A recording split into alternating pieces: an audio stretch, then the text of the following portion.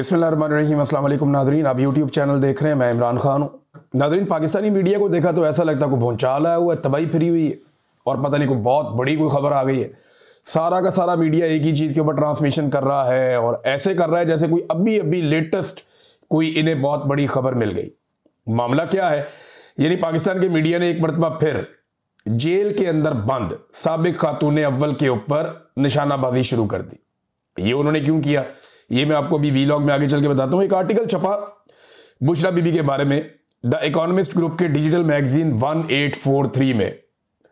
अब ये एक आर्टिकल वहाँ पे छापा गया और इस आर्टिकल में एक मरतबा फिर से जेल में बंद साबिक खातून अव्वल को निशाना बनाया गया। इससे पहले उन्हें आसमा शरादी साहिबा ने भी उनके बारे में ऐसी चीज़ें लिखी थी। कई दीगर सहाफ़ी और बहुत सारे सियासी शख्सियात जो हैं वो उनके बारे में इस किस्म की चीज़ें पहले करते रहे हैं और उनके ऊपर घटिया किस्म के इल्ज़ामात माजी में लगते रहे हैं। बुशरा बीबी से डिमांड ये किया था पाकिस्तान की एस्टेब्लिशमेंट ने कि आप इमरान खान को छोड़ें और हमारे साथ शामिल हो जाएं। हम आपको जो है वो सहूलियात भी देंगे, आपको जो है फैसिलिटेट भी करेंगे। आप इमरान खान के खिलाफ एक वादा माफ गवाह बन जाएं, एक ऐसी गवाह बन जाएं जिसके ज़रिए से हम इमरान खान साहब की सियासत को तबाह कर दें। रेहाम खान साहिबा ने जो रास्ता इख्तियार किया, बुशरा बीबी ने वो रास्ता इख्तियार करने से इनकार किया। उसके बाद उनके ऊपर भी मुकदमात बनाए गए। इस तरीके से मुकदमात बनाए गए कि उनके साबका शौहर को भी मैदान में लाया गया और फिर इद्दत जैसा घटिया तरीन मुकदमा जो पाकिस्तान की तारीख में हुआ वो पाकिस्तान की एजेंसियों ने बनवा कर अदालत के अंदर चलवाया और बहुत सारे टाउट सहाफ़ियों ने इस गंदे धंधे में अपना मुंह काला किया। बहुत सारे सियासतदान अपना मुंह काला करके गए। इन्हें लगता था कि इससे ये इमरान खान साहब की मकबूलियत छीन लेंगे, लेकिन हुआ क्या, इमरान खान पहले से ज़्यादा मकबूल हो गया। लोग ज़्यादा हमदर्दी करना शुरू हो गए और जो पाकिस्तान के इदारों के तन के ऊपर थोड़े बहुत कपड़े थे वो भी उतरते गए। तो अब ये मामला जो है एक मरतबा फिर शुरू किया गया। इसके अंदर जो करैक्टर हैं वो फैसल वाडा, जनरल बाजुआ, इसका नाम लिया गया बार बार, ओन और तलाल चौधरी और तलत हुसैन, फाद हुसैन, ऐसे बहुत सारे करैक्टर हैं, इनको शामिल कर दिया जाता है इस किस्म का गंद उछालने के लिए। तो अब ये इस वक्त आर्टिकल आया क्यों, पहला सवाल यह है। इस आर्टिकल के अंदर जो लिखा गया उसकी हकीकत क्या है, दूसरा सवाल यह है। तो सबसे पहले तो यह कि आर्टिकल क्यों आया, वजह सिर्फ तवज्जो हटाने के लिए। इस वक्त पाकिस्तान के फील्ड मार्शल और सदर को जो गैर इस्लामी इस्तिस्ना हासिल है, जो उन्होंने इस्लाम की तारीख में कभी नहीं हुआ, वो उन्होंने कर दिया। उन्होंने एक ऐसा गैर इस्लामी इस्तिस्ना हासिल कर दिया है जिसपे उलमा इकराम ने बोलना शुरू कर दिया। उलमा इकराम अब एक एक करके बोल रहे हैं, वो बता रहे हैं भाई ये क्या किया आपने।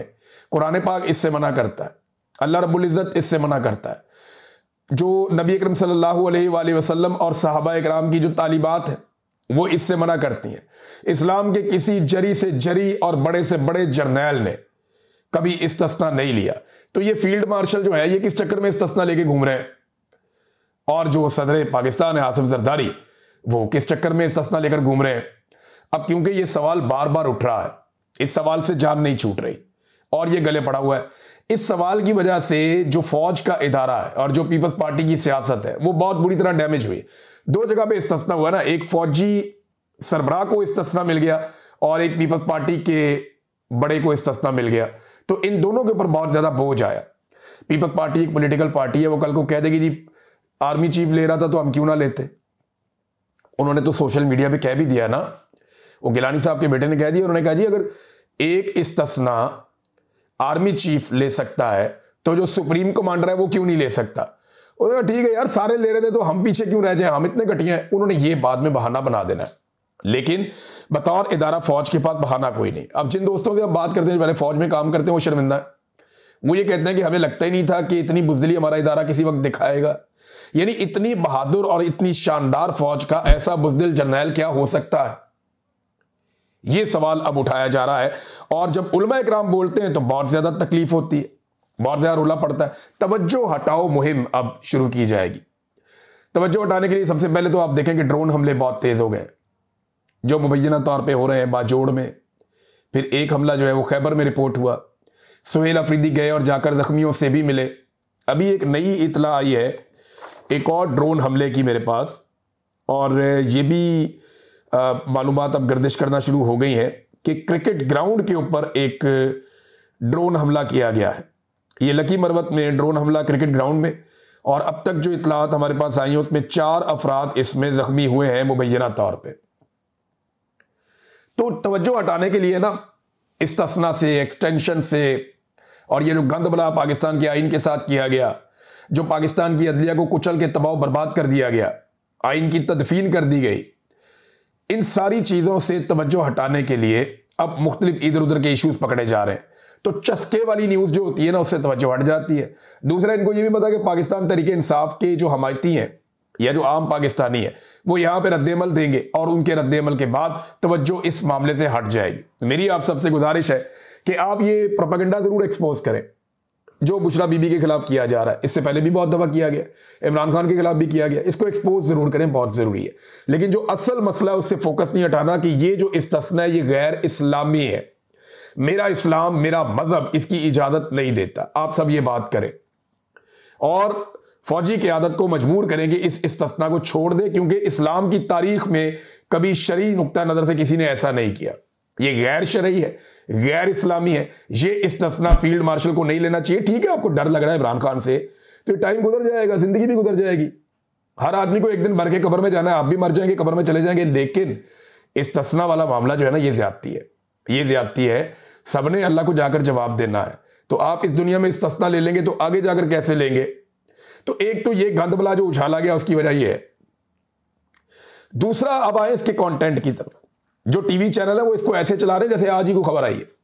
हालांकि पाकिस्तान की एजेंसियां ये मामला बहुत पहले से उठा रही और बार बार इन मामला के ऊपर कीचड़ उछाल रही हैं कि इमरान खान साहब रूहानियत के मामला में, या बुशरा बीबी को जादू टूना करती थी और जनाब कोई इमरान खान साहब उनसे मशवरे लेके और वो जो खबरें चलाते थे। और हसास इदारे यानी एजेंसियां, उनके बारे में कहा जाता है जी कि एजेंसियों से बुशरा बीबी को खबरें मिलती थी, वो इमरान खान साहब को बताती थी, और जनाब उनके बताने की वजह से इमरान खान साहब को लगता था इनको रूहानियत का इल्म है। तो जनाब इस तरीके से ये मामला आगे चलता था। एक तो वो कह रहे हैं जी ISI की एजेंट है बुशरा बीबी, मुबैना तौर पर ये लोग ये कह रहे हैं।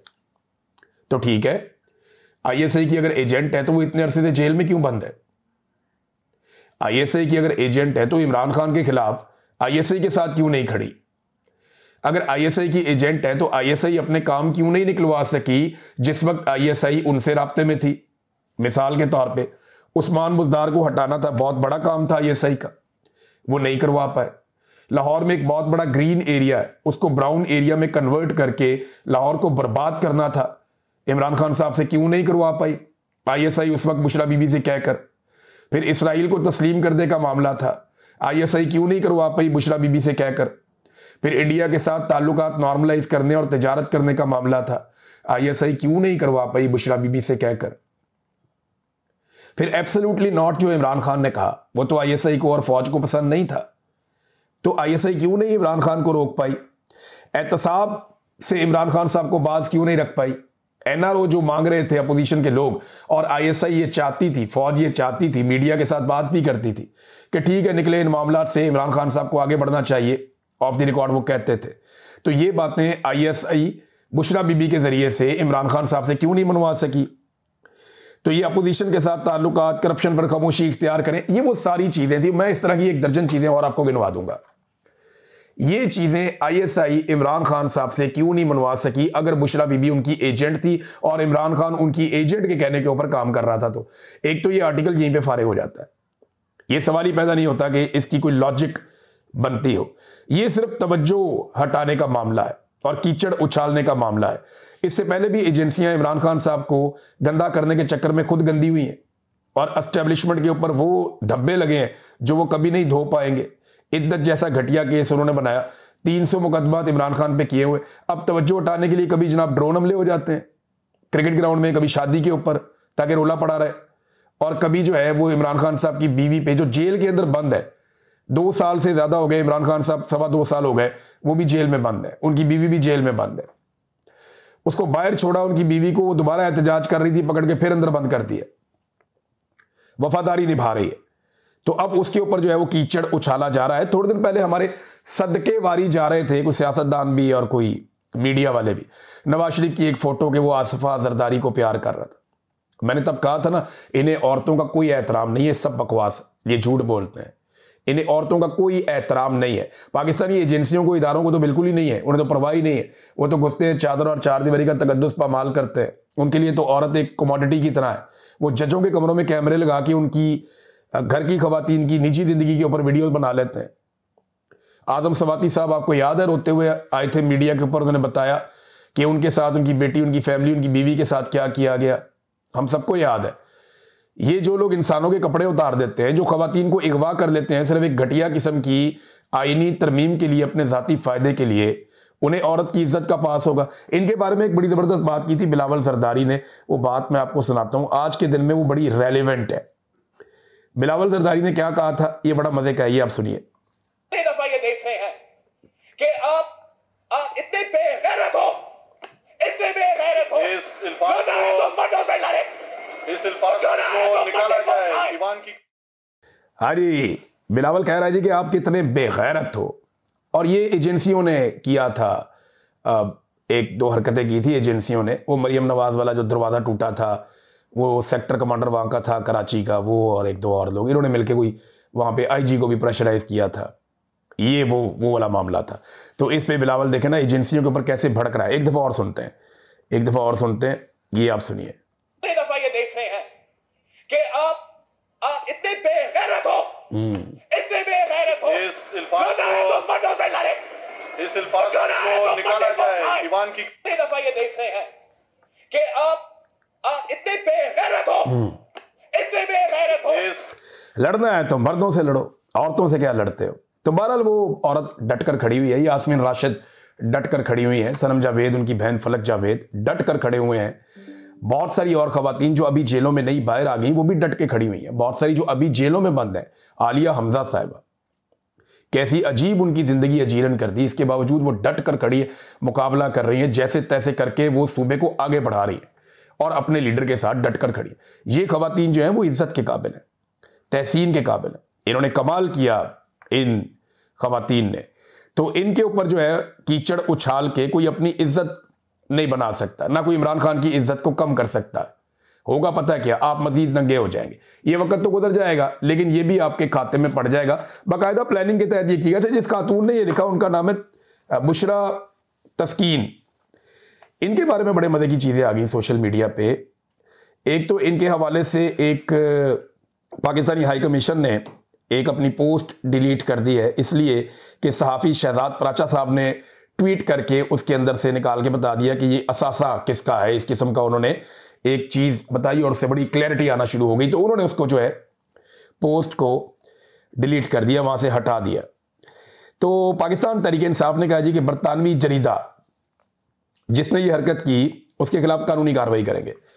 ये बैरिस्टर गौहर का ये कहना, बुशरा बीबी के खिलाफ आर्टिकल स्पॉन्सर्ड है, कानूनी कार्रवाई करेंगे, ये बैरिस्टर गौहर ने कहा। और उनकी किरदार कुशी की जा रही है। बुशरा बीबी बहादुरी के साथ और अहलिया होने की वजह से जेल में है। इससे कबल भी इद्दत में शादी जैसे घटिया इल्ज़ाम लगाए गए जिससे वो बरी हुई हैं। ये नाजरीन बात की बैरिस्टर गौहर ने। और पाकिस्तान तहरीक इंसाफ, क्या ये कर सकते हैं तहरीक इंसाफ जाके बरतानिया में केस? एक बड़ा सवाल है ना। देखें ना, ये हमला निजी नौइयत का है खातून के ऊपर, लेकिन ये क्योंकि एक पॉलिटिकल पार्टी भी है, तो इमरान खान साहब से मुशावरत करके ये लोग जाकर वहाँ केस कर सकते हैं। तो केस करेंगे तो कैसे करेंगे? क्या बुशरा बीबी की कोई बेटी जाएंगी? या बुशरा बीबी तो जेल के अंदर बंद है, तो जेल के कैदियों के भी हुकूक होते हैं और बरतानिया तो इन मामलात में देखता है चीज़ें। तो अगर ये केस कर दें तो ये जो खातून है बुशरा तस्कीन, ये कैसे साबित करेंगी जो कुछ इन्होंने अपने आर्टिकल में लिख दिया? और इसमें एक और मजे की बात यह है कि एजेंसियों पे भी इल्ज़ाम लगे हुए हैं कि एजेंसियां बुशरा बीबी के साथ मिलकर काम करती थी, असास इदारों के लोग मिलकर काम करते थे। अच्छा, ये जो खातून है ना, इनका ताल्लुक साबित हो रहा है मुस्लिम लीग नून के साथ। माजी में तहरीक इंसाफ के हवाले से कई ट्वीट्स इन्होंने रीट्वीट्स किए हैं और तहरीक इंसाफ के खिलाफ ये बातचीत करती हैं। बड़े घटिया और गलीज किस्म के जो कुछ किरदार हैं, जो बड़ी घटिया ज़ुबान इस्तेमाल करते हैं, उनके ट्वीट्स भी इन्होंने रीट्वीट्स किए और उसका ये हिस्सा बनी खातून।